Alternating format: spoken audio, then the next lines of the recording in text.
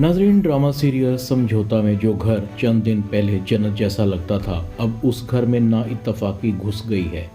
असद की ना तजुर्बाकारी और लालच ने सारे कारोबार का सत्यानाश करके रख दिया और कंपनी दिवालिया होना शुरू हो गई।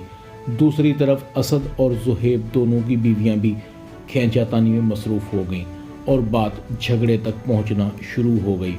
असद तो कारोबार में सारे नुकसान का जिम्मेदार भी अपने बाप को ही ठहराना शुरू हो गया है। पापा, अगर आपने हमें शुरू से कारोबार की ऊंच नीच सिखाई होती तो आज कभी भी हमें ये दिन देखना ना पड़ते। ज़ुहैब नुकसान का जिम्मेदार असद को ठहराता है कि आपने कारोबार से बहुत सारा पैसा इधर उधर किया है, आपने अपने नाम गाड़ी भी नई निकलवाई है।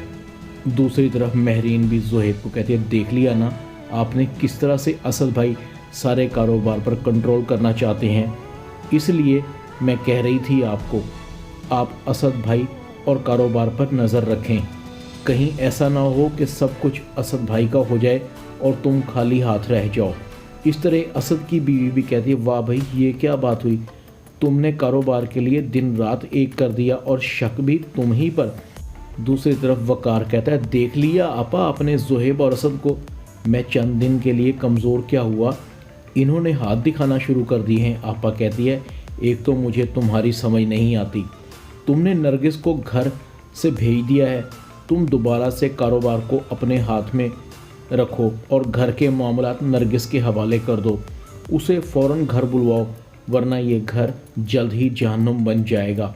और रह गई बात शानज़े की, वक्त आ गया है कि उसकी शादी करके उसे घर से रुखसत कर दो। नरगिस अच्छी और समझदार लड़की है, वो तुम्हें भी संभाल लेगी और इस घर को भी। मैं अब यहाँ ज़्यादा देर नहीं रुक सकती, मुझे भी जाना है। ड्रामा समझौता में इतना ही। चैनल को सब्सक्राइब कर दें। शुक्रिया।